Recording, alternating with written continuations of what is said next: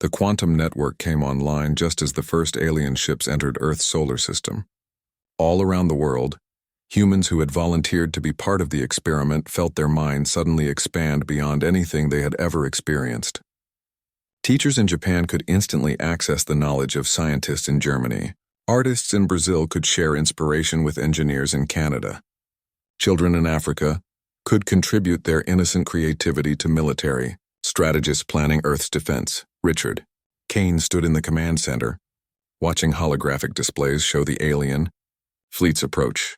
Hundreds of massive ships moved in perfect formation toward Earth, their weapons charged and their invasion plans already calculated with mathematical precision. According to every military analysis, humanity should have been defeated in the first hour of fighting. But the hegemony had made one critical error in their calculations. They had prepared to fight humanity as it had always existed, not as it was about to become. Alex Kane sat at the central control station, his mind connected to the quantum network and simultaneously aware of millions of other human thoughts and ideas. The sensation was overwhelming at first, like trying to listen to 1,000 conversations at once. But gradually he learned to focus on specific streams of information flowing through the collective consciousness. Beside him, Maya monitored the network's stability while analyzing the alien fleet's movements and communication patterns. "The network is holding steady," Maya reported. "We have over 200 million people connected now, and the system is not showing any signs of overload. Individual creativity levels are actually increasing as people share ideas and build on each other's thoughts." Through the quantum link, Alex could feel the combined intellectual power of humanity focusing on the problem of survival. Military officers contributed tactical knowledge while physicists shared theories about alien technology. Historians provided insights about successful resistance movements, while artists offered creative solutions that logical minds might never consider. Children added questions that adults had forgotten how to ask, and elderly people shared wisdom earned through decades of experience. "The aliens are starting their attack run," Colonel Brooks announced from her position at the tactical display. "They are targeting our major cities and military installations just as our models predicted. But there is something strange about their formation. They seem to be holding back some of their forces." Maya understood immediately. "They are being cautious because our response does not match their predictions. Look at our defense patterns. Instead of concentrating our forces at strategic points like most civilizations would do, we are spreading them randomly across the planet. From their perspective, our military strategy makes no sense." Through the quantum network, Alex could sense the collective human mind working on multiple solutions simultaneously. Some groups focused on developing new weapons using principles that individual scientists could never have discovered alone. Others worked on defensive strategies that combined military tactics with civilian creativity. Still others explored completely unexpected approaches that the aliens could never have anticipated. "Alex, I am getting something strange from the network," Maya said suddenly. "There is a group of connected minds that includes some children from a school in Australia, a few jazz musicians from New Orleans, and a mathematician from Iceland. They are working on something together, but I cannot figure out what it is." Alex reached out through the quantum link and touched the edges of the group Maya had identified. What he found there made him smile despite the desperate situation. "They are not working on weapons or tactics. They are composing music." "Music?" Colonel Brooks looked at them as if they had lost their minds. "We are about to be invaded by aliens, and part of your network is making music?" "Not just any music," Alex explained, his consciousness still partially connected to the creative group. "They are creating mathematical patterns expressed as sound. The children contributed pure emotional content. The musicians provided structural knowledge, and the mathematician found ways to encode complex information in harmonic relationships. Together they have invented something that has never existed before." Maya suddenly understood what her brother was seeing. "They are not just making music. They are making a language, a form of communication that conveys both logical information and emotional meaning at the same time." "And why does that matter?" Richard asked, though he was beginning to suspect the answer. Alex and Maya looked at each other with the kind of silent communication that only twins could share. Through the quantum network, they could feel millions of human minds reaching the same conclusion simultaneously. Because the hegemony's entire civilization is based on logical efficiency, Maya explained. They communicate through pure mathematical concepts. They probably cannot even understand the idea of expressing emotion and logic together in the same message. "We are going to talk to them," Alex announced. "Not negotiate or surrender or threaten them. We are going to communicate with them in a way that no other species in their experience has ever attempted. We are going to send them music that contains mathematical proofs, art that includes scientific data, and poetry that expresses tactical information." Through the quantum network, Richard could feel the entire human race working together on the most ambitious communication attempt in history. The message they created was unlike anything that had ever existed before. It was simultaneously a song, a mathematical equation, a work of art, and a strategic proposal. It conveyed humanity's desire for peace while also demonstrating capabilities that the aliens had never encountered. The response from the hegemony fleet was immediate and startling. Their perfect military formation began to break apart as individual ships tried to analyze the incomprehensible human message. For the first time in their 1,000-year history of conquest, the hegemony encountered something that their logical, efficient minds could not categorize or understand. "They are confused," Maya reported, monitoring the alien communications. "Their command structure is breaking down because they cannot agree on how to interpret our message. Some of their ships think we are surrendering. Others believe we are threatening them, and still others are convinced that we are trying to teach them something they do not understand." Alex felt the quantum network shifting as millions of human minds recognized the opportunity they had created. "We are not going to fight them with weapons they can understand. We are going to overwhelm them with creativity they cannot process. Every human tradition, every form of art, every way of thinking that makes no logical sense but somehow works anyway. We are going to show them what it means to be human." What followed was the strangest battle in galactic history. Instead of firing weapons, humans broadcast thousands of different types of music, art, literature, and creative expression. They sent mathematical theorems written as poetry, tactical manuals expressed as dance, and scientific discoveries composed as songs. They shared jokes that required cultural context to understand, stories that conveyed wisdom through metaphor, and games that taught complex concepts through play. The hegemony fleet, designed for efficient conquest of logical civilizations, simply could not cope with the chaos of human creativity. Their computers crashed trying to analyze jokes. Their tactical systems failed when presented with military strategies that included elements of improvisation and artistic expression. Their communication networks overloaded when humans sent them messages that meant different things depending on how you interpreted them. "They are retreating," Colonel Brooks announced, hardly able to believe what she was seeing. "The entire hegemony fleet is pulling back from Earth. They are not damaged or defeated in any conventional sense. They are just completely overwhelmed by something they cannot understand or counter." Through the quantum network, Richard could feel his children's pride and exhaustion as they realized what they had accomplished. Humanity had not won through superior technology or military might. They had won by being so completely, chaotically, impossibly human that an efficient alien civilization could not figure out how to deal with them. "It is not over," Maya said quietly. "They will go back to their leaders and report what happened here. Other species in the galaxy will hear about this. Everything is about to change." Alex nodded, already seeing the implications through the collective human consciousness. "We just proved that efficiency and logic are not the only paths to survival. We showed the galaxy that creativity and chaos and refusal to give up can be just as powerful as military force." Richard looked at his children, these two remarkable young people who had saved not just Earth, but potentially countless other worlds by proving that there was more than one way to be strong. "What happens now?"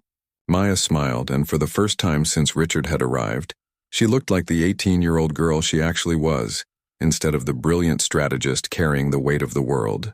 "Now we teach the galaxy what we learned today. That being human is not about being the strongest or the smartest or the most efficient. It is about never giving up, always finding another way and remembering that the impossible is just something that nobody has figured out how to do yet." The research station Kepler-7 floated in the darkness of space like a small metal island surrounded by an ocean of stars. It had been built 3 years ago as humanity's most ambitious attempt to explore the galaxy, equipped with the most advanced technology that Earth could produce. But the two young people working inside its main laboratory had just discovered something that made all of Earth's technology look like stone tools compared to fire. Alex. Kane sat in front of a wall of computer screens, his fingers moving across keyboards faster than most people could follow. At 18 years old, he already held 2 doctorate degrees in theoretical physics and quantum mechanics, achievements that should have been impossible for someone his age. But Alex had never been interested in what was supposed to be impossible. He was only interested in what could be made possible with enough hard work and creative thinking. Beside him, his twin sister Maya studied biological data on her own set of screens. Where Alex saw the universe in terms of mathematics and energy, Maya understood it through living systems and strategic patterns. She had earned her degrees in xenobiology and tactical analysis, spending years preparing for the day when humanity might encounter other forms of life. She just never expected that day to come so soon. The quantum communicator they had built together hummed quietly in the corner of the laboratory. It looked like nothing special, just a collection of metal boxes and crystal arrays connected by fiber optic cables. But this machine could do something that Einstein himself had said was impossible. It could send messages instantly across any distance in space, ignoring the speed of light completely. "Maya, you need to see this," Alex said without looking away from his screens. "I am getting more transmissions from the alien fleet. Their communication patterns are becoming clearer." Maya rolled her chair over to Alex's workstation and studied the data scrolling across his monitors. The alien messages appeared as complex mathematical equations, mixed with what looked like tactical information. Thanks to their mother's research notes, which they had found in classified government files 2 years ago, they could understand the basic structure of the alien language even if they could not translate every word. "These are not exploration ships," Maya said after studying the data for several minutes. "These are warships. Look at the energy signatures and the formation patterns. This is a military fleet designed for conquest." Alex pulled up a 3-dimensional map, showing the alien ships' positions and trajectories. Hundreds of red dots moved across the display, each one representing a vessel larger than anything humanity had ever built. According to their navigation data, they call themselves the Hegemony. And Maya, they are not just heading toward Earth. They have been doing this for a very long time. Maya felt her stomach turn cold as she realized what her brother meant. "Show me their historical data." Alex typed commands into his computer and the display changed to show a map of nearby star systems. One by one, red markers appeared on planets throughout the region. Each marker represented a world that the Hegemony had conquered in the past century. 43 star systems, Maya whispered. Over 200 inhabited worlds. They have been systematically taking over this entire part of the galaxy. "It gets worse," Alex said quietly. "I analyzed their tactical reports from previous invasions. The Hegemony has a standard procedure they follow for every new world they encounter. First, they study the target civilization from a distance to understand their technology and military capabilities. Then they send a fleet exactly large enough to overwhelm whatever defenses the planet can mount. They never use more force than necessary, and they never use less." Maya understood immediately. They are efficient. They calculate the minimum effort required for victory, and then apply exactly that amount of force. No waste, no unnecessary risk, just mathematical precision. Which means the fleet heading toward Earth is precisely calibrated to defeat everything we can throw at them, Alex concluded. They have studied our technology, our weapons, our military strategies. They know exactly what we are capable of, and they are bringing exactly enough firepower to beat us. Maya stood up and walked to the observation window that looked out into space. Somewhere in that darkness, an alien fleet was approaching with the goal of adding Earth to their long list of conquered worlds. But as she thought about the problem, Maya began to see possibilities that the aliens might have missed. "Alex, what if their precision is also their weakness?" Her brother looked up from his computers. "What do you mean?" "Think about it. The Hegemony has conquered over 200 worlds using the same basic strategy every time. They study their target, calculate the required force, and then apply that force with mathematical precision. It works because most civilizations follow predictable patterns. But what if Earth does not follow those patterns?" Alex began to understand. "You think we can use their efficiency against them?" "I think we can do something they have never encountered before," Maya said, her mind racing with possibilities. Every species they have conquered probably responded to invasion in logical, predictable ways. They built more weapons, formed better armies, tried to match force with force. But humans do not always think logically. Sometimes we do things that make no sense at all, and somehow those crazy ideas end up working. Alex pulled up files containing their mother's research notes. Dr. Amanda Collins had not just been working on quantum communication when she died. She had been exploring theoretical applications of quantum mechanics that most scientists considered impossible. Her notes contained ideas about linking human consciousness through quantum fields, creating networks of minds that could share information instantly while still maintaining individual creativity and free will. Maya, what if Mother's research was not just about talking to other worlds? What if she was trying to figure out how to make humanity itself work differently? Maya read over her mother's notes and felt excitement building in her chest. A quantum network that connects human minds without controlling them. We would not become a hive mind like insects. We would become something new. Something that could think collectively while still thinking individually. Something that could solve problems in ways that logical, efficient species like the hegemony could never predict, Alex added. The twins looked at each other and knew they had found their answer. The hegemony was coming to Earth with a force calculated to defeat humanity as they currently existed. But what if humanity could change? What if they could become something that had never existed before in the galaxy? We need to call Colonel Brooks, Maya said. And we need to talk to our father. If we are going to connect every human mind on Earth into a quantum network, we are going to need more resources than any government can provide. Alex nodded and reached for the secure communication device. Do you think this will work? Maya smiled, and for a moment she looked exactly like her mother had when Amanda Collins was on the verge of a breakthrough discovery. I think we are about to find out what makes humans different from every other species in the galaxy.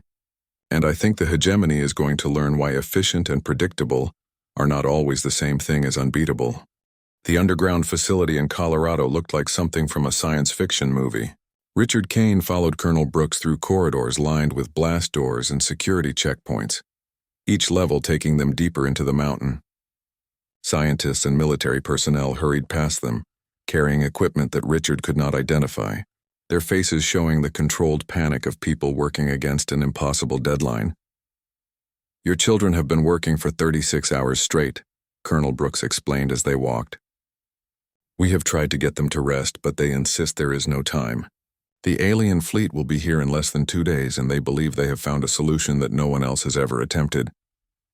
Richard felt his heart beating faster with each step.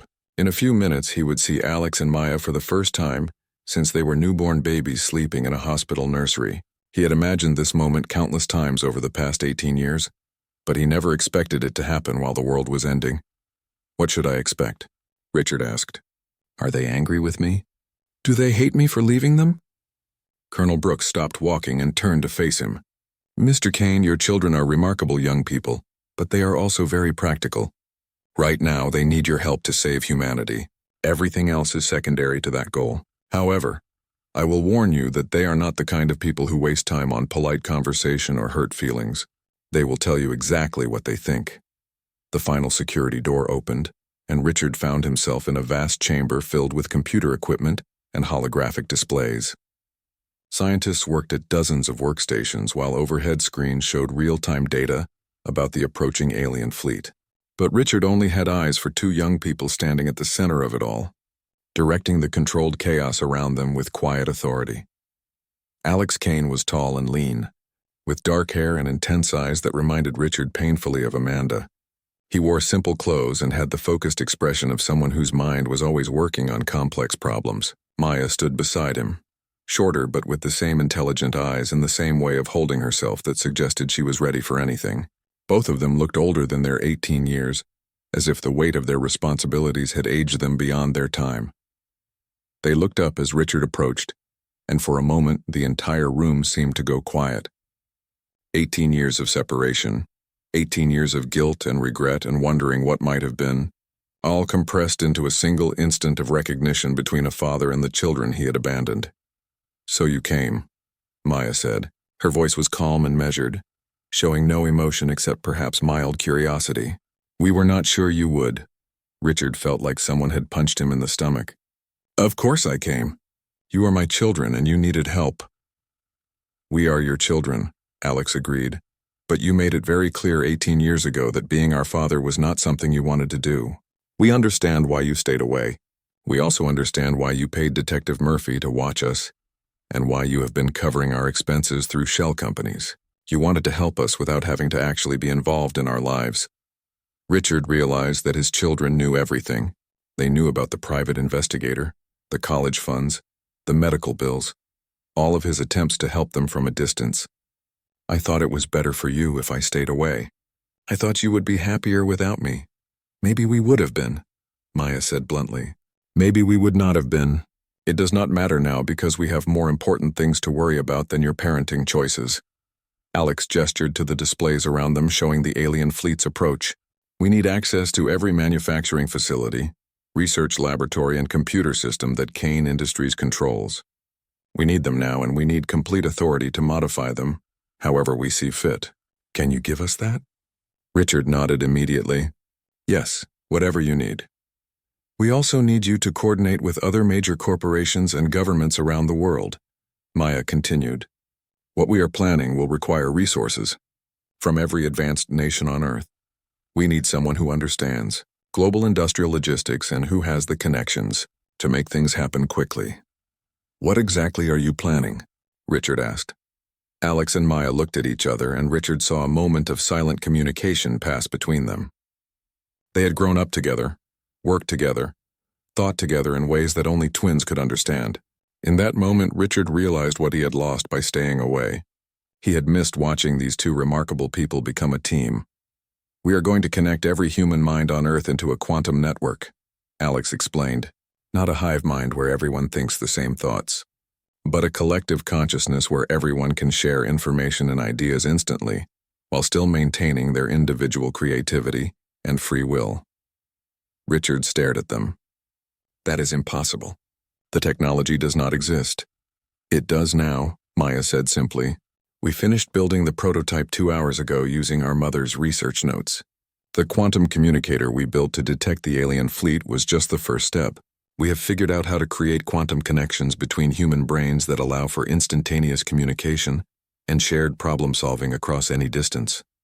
But why? Richard asked. How will that help us fight the aliens?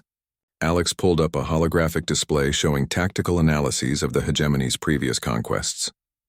The aliens are extremely efficient. They study each civilization they encounter, calculate exactly what force is needed to defeat them, and then apply that force with mathematical precision.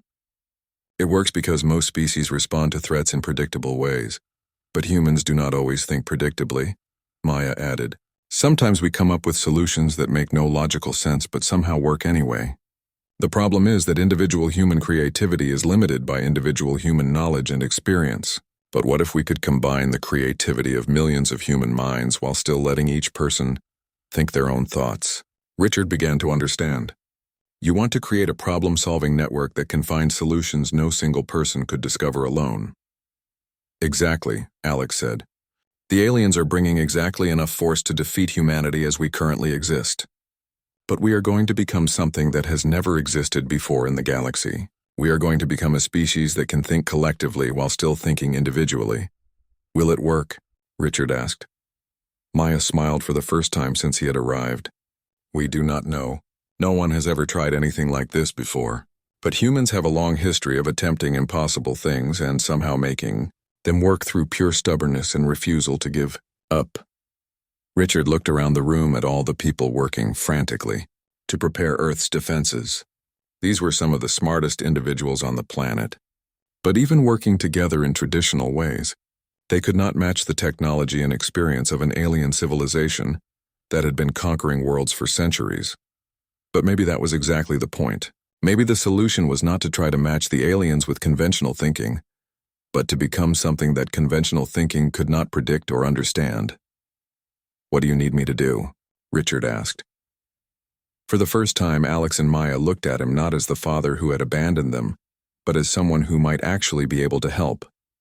We need you to be the person you have been for the past 18 years, Maya said. Someone who can build impossible things and make them work. Someone who never gives up even when everyone else says something cannot be done. We do not need a father right now, Alex added gently.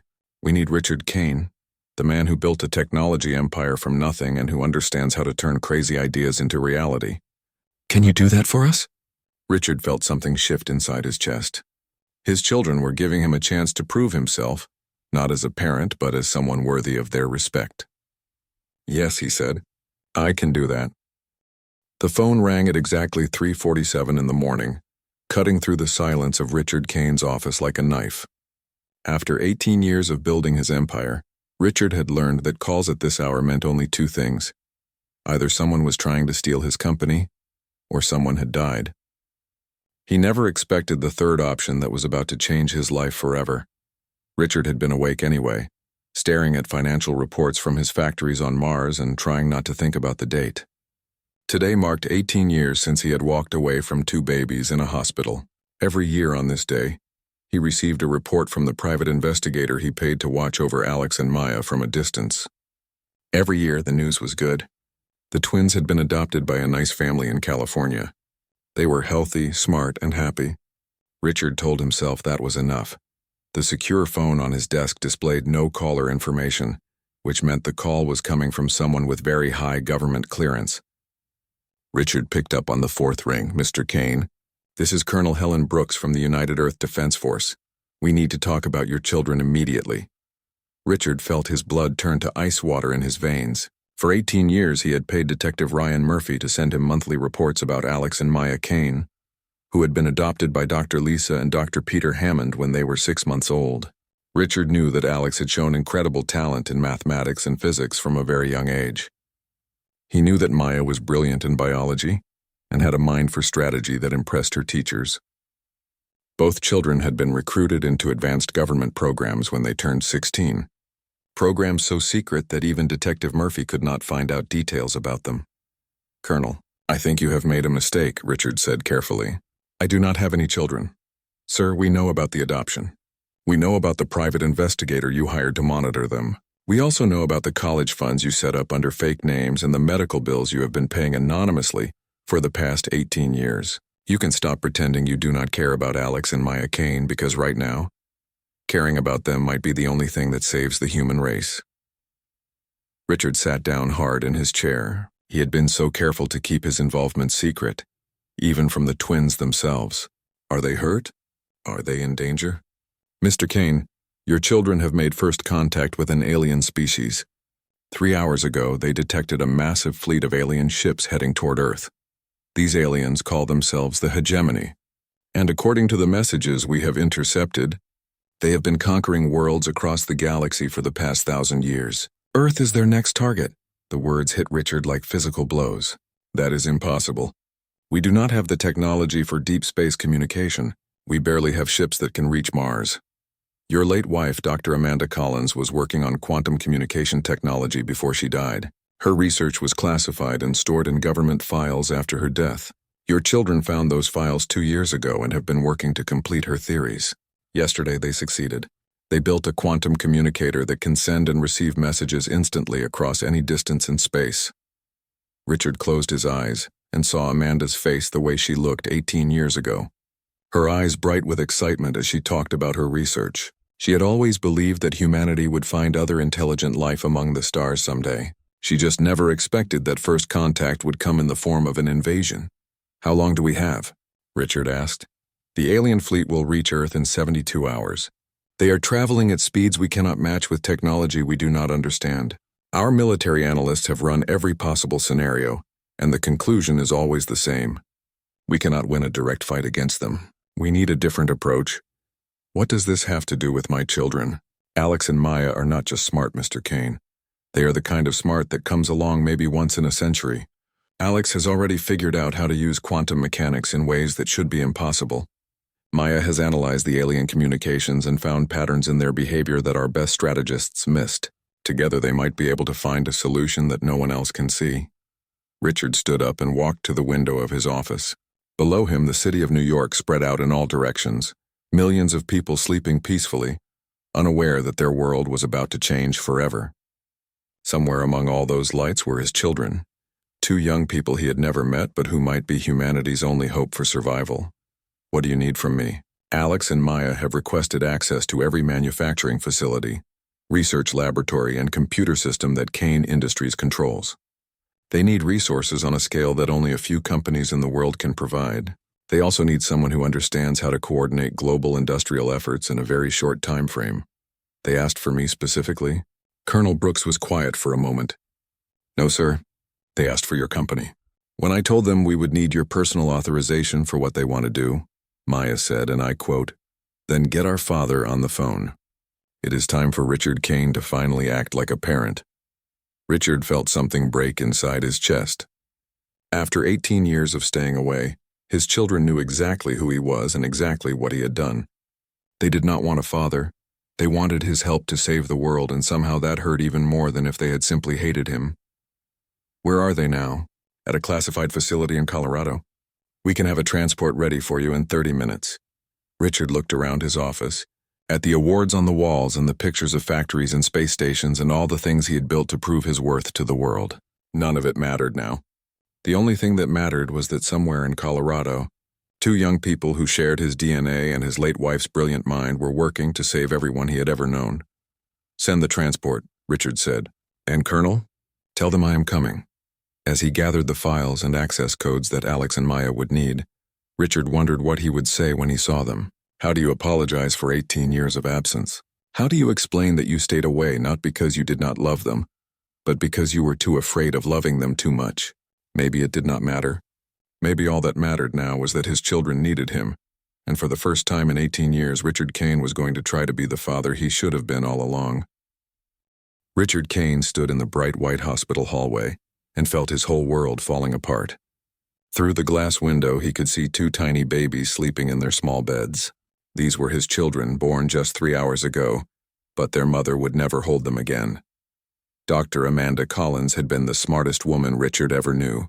She worked on things that most people could not even understand, like how to send messages faster than light itself. She had big dreams about talking to other worlds and finding life among the stars.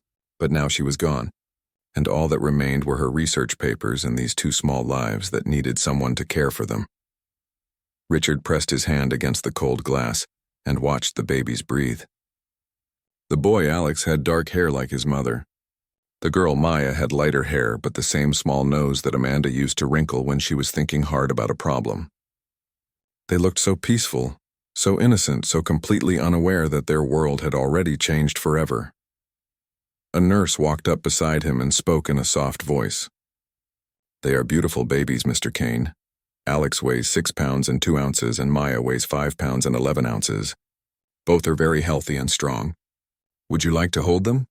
Richard shook his head quickly. He could not trust himself to hold them because he knew what would happen. If he held these babies, he would fall in love with them completely, and love was something Richard Kane had never been good at. Love made people weak. Love made them make bad choices.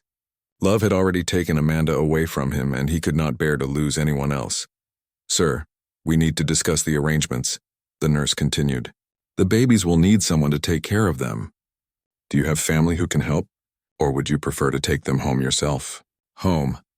Richard almost laughed at the word. His home was a cold apartment 40 floors above the city, filled with expensive furniture and computer screens. He worked 18 hours a day building his company, Kane Industries, into something that could change the world. He had meetings in Tokyo tomorrow, then flew to London the day after that. His life had no room for bottles and diapers and sleepless nights with crying babies. But more than that, Richard was scared. He had never been around children before. He did not know how to change a diaper or what to do when babies cried. He had built computer programs that could think faster than humans, but he could not figure out how to be a father. What if he did something wrong? What if he hurt them by accident? What if he turned out to be as bad a father as his own father had been? Richard remembered his own childhood, filled with silence and disappointment. His father had been a successful businessman too, always working, always traveling, always too busy for his son. Richard had promised himself he would never become that kind of man. But here he was, standing in a hospital hallway and already thinking about his next business meeting instead of the two babies who needed him. "I cannot do this," he whispered to himself, but the nurse heard him. "Many new parents feel scared, Mr. Kane. It is normal to feel overwhelmed. But these babies need you, and you will learn as you go. Most parents do." Richard turned away from the window because looking at Alex and Maya made his chest hurt in a way he had never felt before. "I need to make some phone calls," he said, and walked quickly down the hallway to find somewhere private. In the hospital chapel, Richard sat alone and stared at his phone. He could call his assistant and have her arrange for the best nannies money could buy. He could hire people to take care of the babies while he traveled for work. He could give them everything they needed except the one thing they needed most, which was a father who actually knew how to love them. Or he could do something else. Something that would hurt now but might be better for them in the long run. Richard had grown up in foster homes after his parents died in a car crash when he was 8 years old. Some of the families had been kind and some had not, but all of them had wanted children and had tried their best to give him a good life. Maybe Alex and Maya would be luckier. Maybe they would find a family that could love them the way they deserved to be loved. The decision felt like tearing his own heart out, but Richard convinced himself it was the right thing to do. He was not ready to be a father. He might never be ready. These babies deserved better than a man who was afraid of his own feelings. 2 hours later, Richard signed papers that would put Alex and Maya into the foster care system. The social worker, a kind woman named Mrs. Peterson, promised that they would find a good family quickly. "Healthy babies, especially twins, are very much wanted," she said. "They will have a loving home soon." Richard nodded and tried not to think about what he was giving up. He left the hospital that night without ever holding his children, without ever telling them goodbye, without ever explaining that he was not abandoning them because he did not love them, but because he loved them too much to ruin their lives with his own fears. On the plane to Tokyo the next morning, Richard stared out the window at the clouds below and made himself a promise. He would build Kane Industries into something amazing, something that could help make the world better. He would work so hard and become so successful that maybe someday he could convince himself that leaving his children had been worth something. But late at night, alone in hotel rooms around the world, Richard would sometimes wonder about 2 babies named Alex and Maya, and he would hope they were happy somewhere without him.